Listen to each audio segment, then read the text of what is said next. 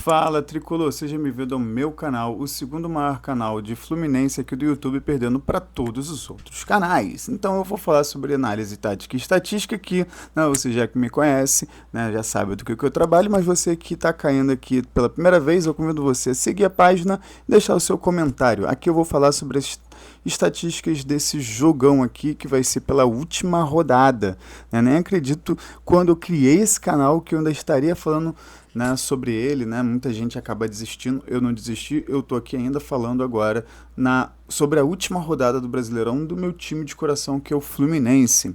Então vamos embora, né? Se você por acaso viu a thumbnail desse vídeo, eu vou explicar, né, qual é a minha tentativa, né? Na verdade, você que não sabe, eu que faço todas as minhas thumbnails. Se você acha maneiro, pô, isso é um grande...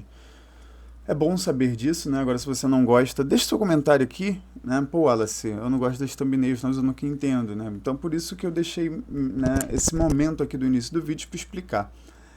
Aqui sou eu, primeiramente, né? Vermelho e verde aqui, um vermelho e verde bem chamativo por conta das cores do Fluminense, apesar de não ser verde e vermelho. E aqui eu coloco a cartola no Fluminense, aqui são dois olhinhos como se fossem dois, né, ali se olhando, né, como se fosse preparação para boxe, né? E aqui, né, como o Fluminense tem um cartola, eles têm o Super-Homem. Então essa foi a minha ideia, né? O cabelinho do Superman, aqui atrás a capa vermelha e, né, você não vai conseguir ver, mas tem um S do Superman ali. Então a minha tentativa foi essa, né? Se você gostou, deixa o seu like, comenta, né, o que você achou aí. Então vamos lá. Esse vídeo pode parecer um pouco longo, porque eu vou falar sobre dois tipos de estatística. A estatística total do ano inteiro de Fluminense e do Bahia, mas eu também vou em alguns momentos ou outros comparar simplesmente as estatísticas, né, de 12/13 rodadas, né, até agora, que é basicamente o período em que o Zubeldia achou o Fluminense, vamos dizer assim, né? Então vamos lá.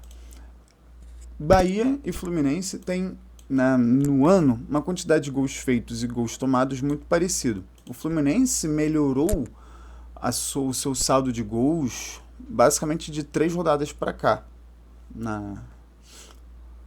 Com a goleada do São Paulo, o Fluminense deu uma esticada e o Fluminense ganhou fora de casa de 2-1 com o Grêmio e fez o Fluminense ter aí 8 de saldo. O Fluminense, né, a 24 rodadas, né, na 24ª rodada, se você for abrir aqui junto, ó, o Fluminense tinha feito 29, tomado 31, ou seja, o saldo de gols do Fluminense na 26ª rodada, né, na verdade na 24ª rodada pro Fluminense, porque o Fluminense teve que jogar 2 jogos aí atrasados, na Fluminense tinha saldo negativo, ou seja, com o Renato, o Fluminense estava com saldo negativo, tinha tomado mais gols do que tinha feito.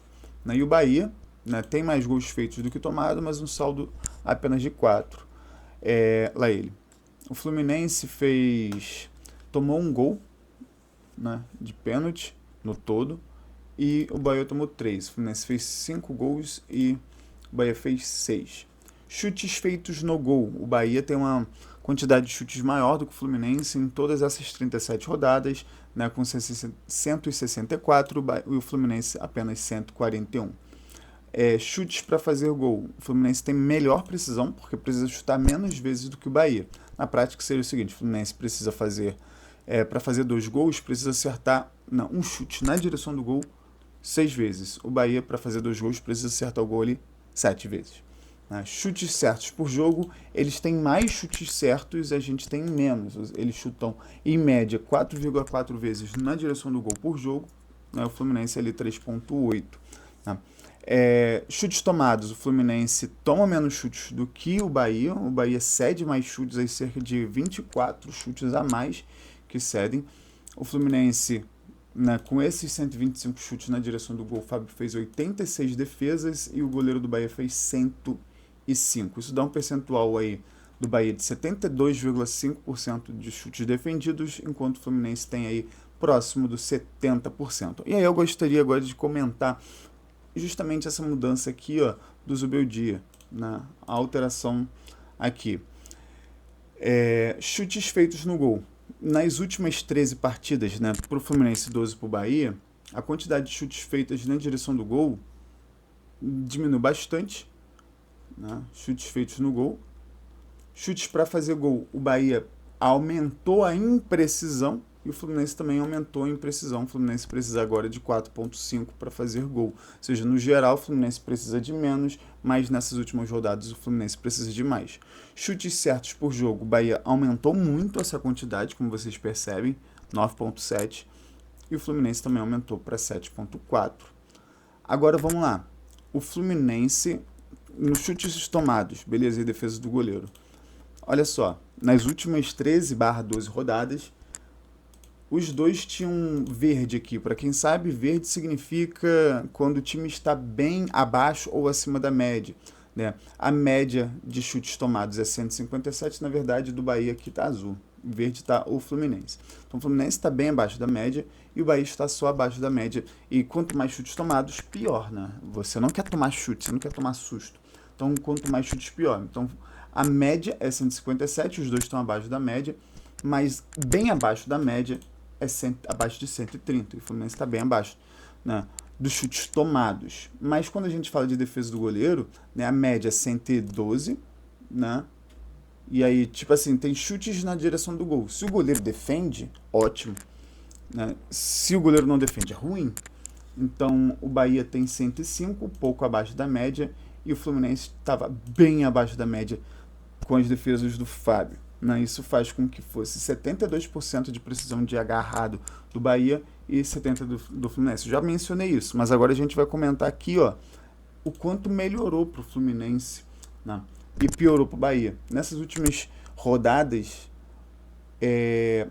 as defesas ali, ó, foram praticamente as mesmas, né? 2 defesas a mais apenas para o Bahia, mas o Bahia teve um jogo a mais que o Fluminense nessa brincadeira, mas o percentual que era de 72,5% foi para 70,2%, ou seja, diminuiu em 2,3%. Já o Fluminense foi de 70% para 79,5%. O Fluminense aumentou em 10% a quantidade relativa de defesas feitas, ou seja, o Fluminense melhorou muito o goleiro, né? O cara da comissão técnica do Zubeldia, que trabalha com o goleiro, melhorou muito o Fábio, né? O sistema defensivo como um todo, porque ainda continua tomando pouco chute, né? E somente, né, ele fez 30 defesas e apenas 8 vazaram. E dentro de casa foi uma só vazada. Né? Se a gente fizer aqui, ó, quantas defesas foram do Fábio na direção do gol jogando em casa? Seria mais ou menos essa pergunta e a gente poderia verificar se esse percentual de agarrada seria maior. Com certeza maior. Por se eu tomar um gol, quantos chutes o Fluminense tomou? Vamos voltar aqui pro todo. No todo, o Fluminense tomou, é o segundo time que menos tomou amarelo, só pede pro Palmeiras, 73, né? 3 vermelhos, eu consigo te citar todos aqui, mas eu sempre cito, então não vem ao caso. Faltas, o Fluminense sempre fez pouca falta, né? Falta por cartão, o Fluminense, né, precisa fazer muita falta para tomar cartão, né? Cartões por jogo, uma média de 2, então você que aposta, né, já tem uma métrica aqui que o Fluminense tem 2 cartões por jogo e faz em média 12,5 faltas por partida. Mas isso aqui é no todo, muita coisa mudou, né? Posse de bola, no geral, é 52, praticamente 53 do Fluminense e do Bahia 55. Agora, nessas últimas métricas, vamos ver, né, o quanto mudou do Fluminense. Observe isso aqui e venha para cá. Cartão amarelo. O Fluminense deixou de ser um dos times que menos toma cartão amarelo para o Fluminense estar simplesmente abaixo da média. Tomou aí um cartão vermelho, que foi o Ignácio, né, jogo contra o Ceará, esse daqui, né? Falta. O Fluminense deixou de ser um dos times que menos faz falta. O Bahia agora é um dos times que menos faz falta para ser um dos times que mais faz falta. O Fluminense está, né, acima da média em fazer falta.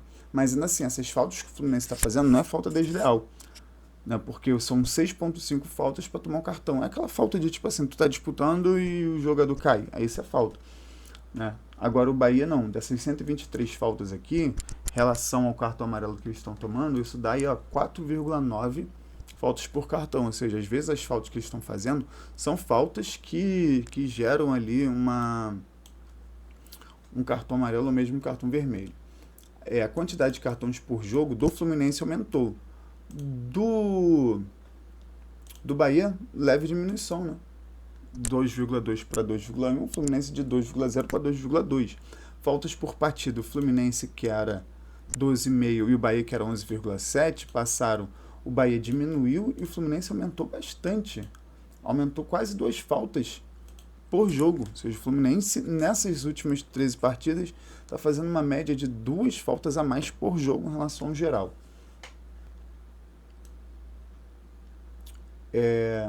Aí nessas últimas partes aqui, que em relação à posse de bola, quantidade de passes, aí vamos analisar aqui, ó, a quantidade de toques na bola dentro da área. Eu quero analisar isso aqui, ó, dentro da área, desarmes no ataque. São coisas que, antes da gente ir para a parte defensiva. E aqui nos toques também, nos toques e passes. Então, no geral, o Fluminense era um dos times que mais tocavam na quantidade de passes e toques que o Fluminense executava. Passes por minuto, o Fluminense dava uma média de 9 passes por minuto, ou seja, cada 1 minuto a bola trocava de jogador ali 9 vezes, o que é muita coisa.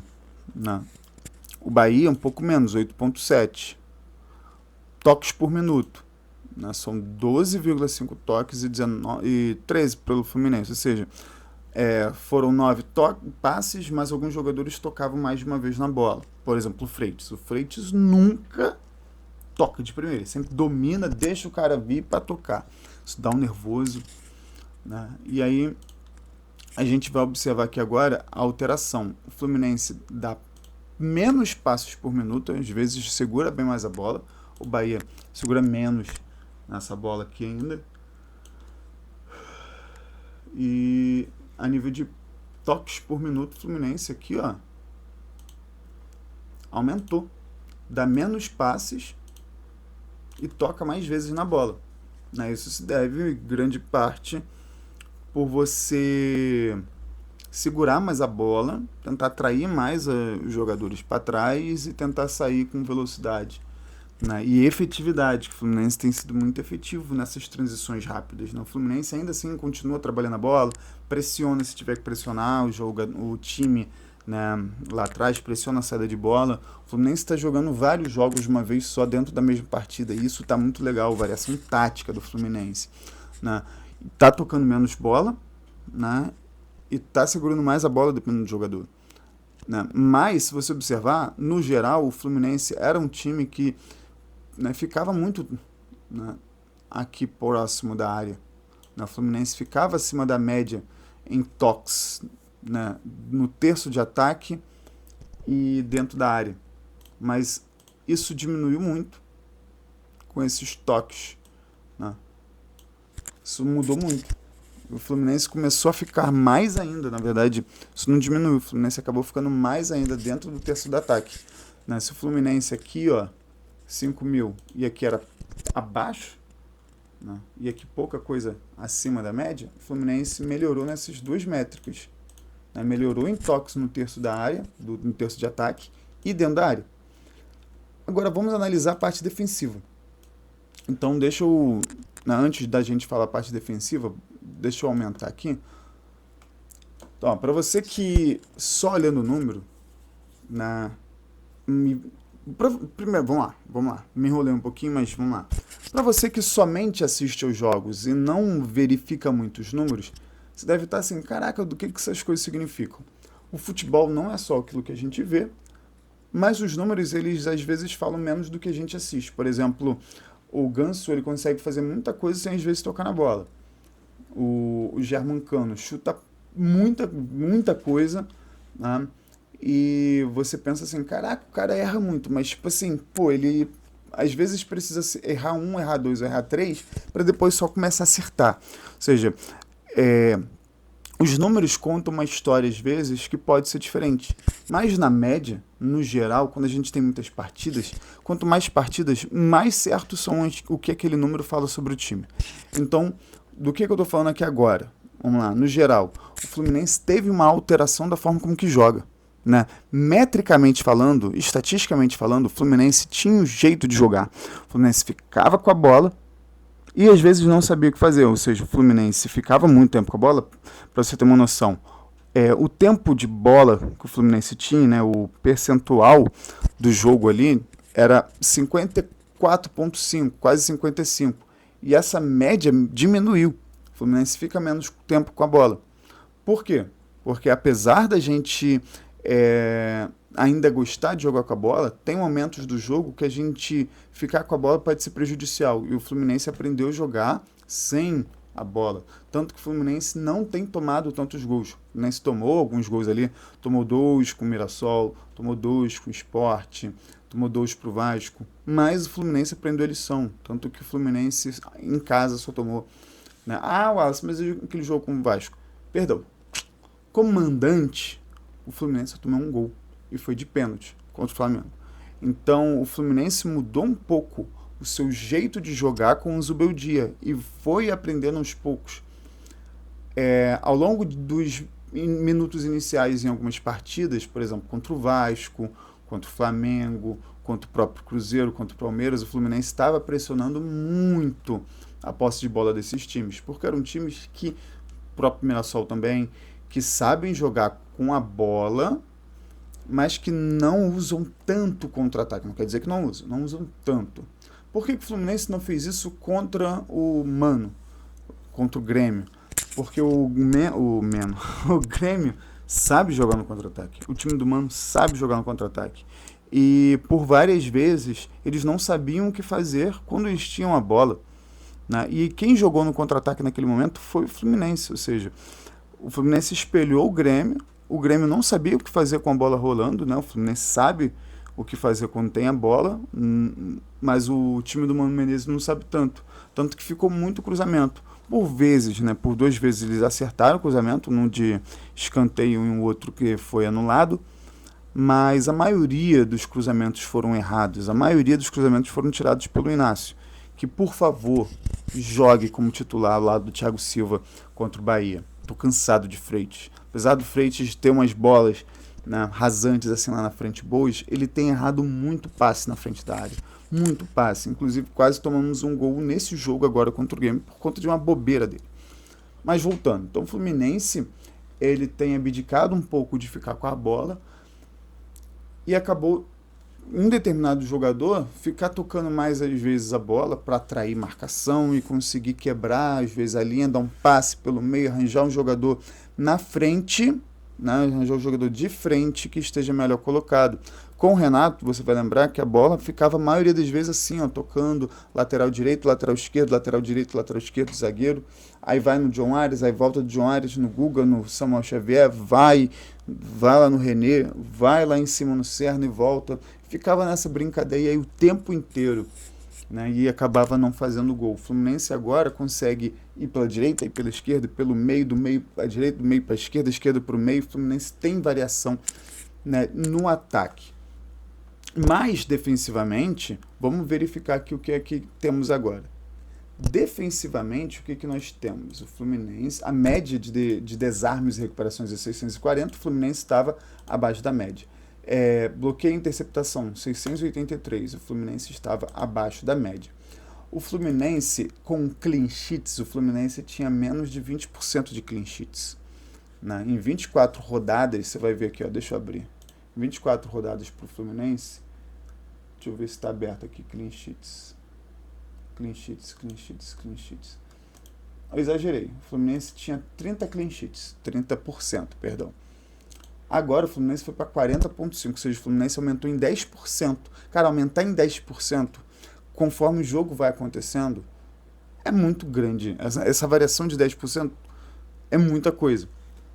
O Fluminense tinha... quantos clean sheets aqui?